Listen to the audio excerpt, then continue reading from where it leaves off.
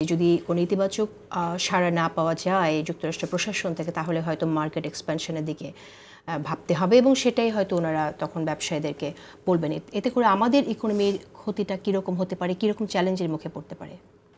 এখন আমাদের ইকোনমির কথা চিন্তা করে তার মার্কিন যুক্তরাষ্ট্র তাদের ট্যারিফ নির্ধারণের ক্ষেত্রে তো চিন্তা করবো না, তারা তাদের সাথে দেখবে।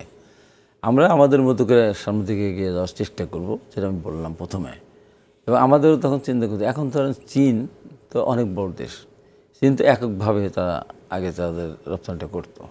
চীন সেখান থেকে সরিয়ে আসলে কেন? যে এটা তো একটা বড় দর্জির কাজ, এটা কিন্তু সম্মানের কাজ না। কিন্তু কাপড় আসে, সুতা আসে, সমস্ত এক্সারসাইজ আসে, এখানে আমরা সেলাই করে দিই। একটা দর্জির দোকানে যেমন কাপড় বানিয়ে দেয়, আমরা একটা বড় দর্জির কাজ করতেছি। এটা খুব সম্মানের কাজ বলে আমি মনে করি না। তো এখন আমাদের হাতের কাছে এটা আছে বলেই আমরা কিন্তু তখন এই ধরনের সমস্যার সৃষ্টি হবে, তখন আমরাও অন্য নতুন নতুন চিন্তাভাবনা করবো, এসছে আরও কী করা যায়। আমরা যে এই জায়গায় থাকবো, আমরা সারা জীবনে এই কাপড় সেলাই করেই আমরা চলবো, এটা তো আমাদের ভিতরে অবশ্যই এই জায়গায় আমরা সীমাতে থাকবো না। আমরা অন্য চিন্তা করব। আর মার্কিন যুক্তরাষ্ট্র আজকে তারা যে ভাবনাটা ভাবছে, তারা টোটাল এটাকে তার নিয়ন্ত্রণ করতে চাচ্ছে। রপ্তানি আয় বাড়ানোর জন্য অন্য কোনো বিজনেস সেক্টর, কাপড় সেলাই ছাড়া অন্য কোনো বিজনেস সেক্টরের দিকে ভাবতে হবে আপনি ভাবছেন?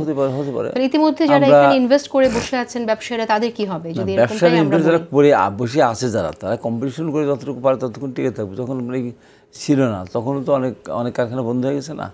আমাদের দেশে আগে কত কারখানা ছিল, আমাদের গার্মেন্টস ইন্ডাস্ট্রি অনেক ছিল, মাঝখানে তো অনেক বন্ধ হয়ে গেছে। তো এখন আমাদের যেটা আমাদের আবুল কালাম আজাদ যেটা বললেন, ইচ্ছা করলেই কিন্তু ওই অন্য অন্য দেশ বাংলাদেশের কাছ থেকে কিন্তু সবটা কেড়ে নিতে পারবে না। ওই মার্কিন যুক্তরাষ্ট্রে যখন দেখা যাবে যে বাংলাদেশ থেকে গার্মেন্ট কম যাচ্ছে, ওর ভিতর থেকে যখন প্রতিবাদ উঠবে।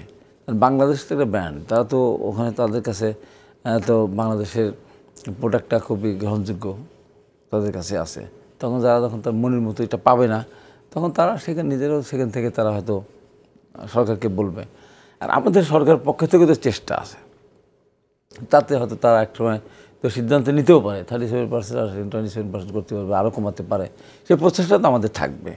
সব কিছু মিলে বলবে এক দরজা বন্ধ হবে, 100 দরজা খুলে যাবে। আমি এটাতে বিশ্বাস করি।